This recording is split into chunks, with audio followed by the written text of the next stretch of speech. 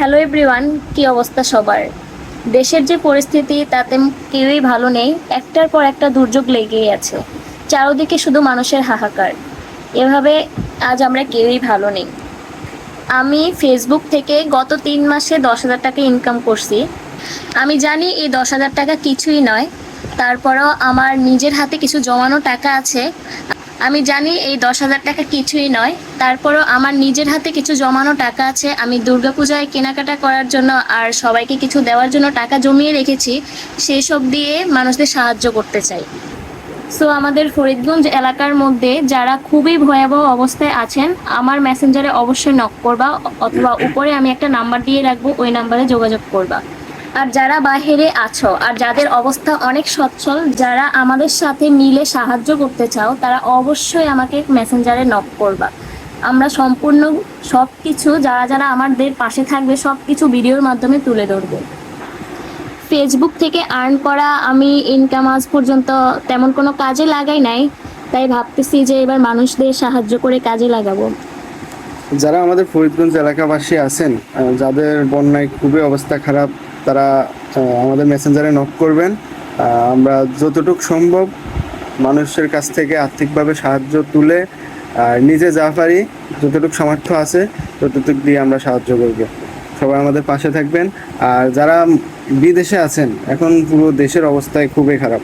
হ্যাঁ, আর্থিকভাবে সবার অবস্থা খুবই খারাপ, দোকানপাট খুলতে পারতেছে না।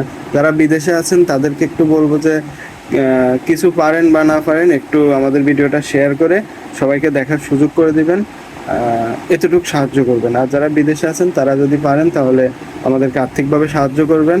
আর আমরা সম্পূর্ণ কাজ আমাদের ভিডিওর মাধ্যমে ক্লিপ বাই ক্লিপ সবাইকে তুলে ধরবো। আমাদের যাদের সামর্থ্য আছে, আমরা এভাবে চুপ করে বসে না থেকে যারা যারা পারি মানে দিতে পারবো মানুষদের, অল্প কিছু হলেও। তোমরা না পারলে তোমরা অন্যদেরকে দিয়ে হলেও মানুষদেরকে সাহায্য করো, কারণ এখন দেশের পরিস্থিতি খুবই খারাপ। আমাদের জায়গা থেকে আমরা যতটুকু সম্ভব, যতটুকু পারি, হ্যাঁ আমরা সাহায্য করব। আমাদের 3 মাস পরে ফেসবুক থেকে ইনকাম হয়েছে 10,000 টাকা, তো আমরা ওইগুলো সম্পূর্ণ দিয়ে দেব। আর আমাদের দুর্গাপূজার কিছু জমানো টাকা ছিল, ওইগুলো আমরা মানুষের মাঝে দিয়ে দেব। যাদের প্রয়োজন তারা আমাদেরকে নক দিও, আমাদের ফরিদগঞ্জ এলাকার মধ্যে যারা আছে। আর এর বাইরে আমরা যেতে পারতেছি না, কারণ বাইরে দেখতেছি একটা বোট ভাড়া নিয়ে গেলে বোটের ভাড়া আসতেছে 32,000 টাকা, 30,000 টাকা।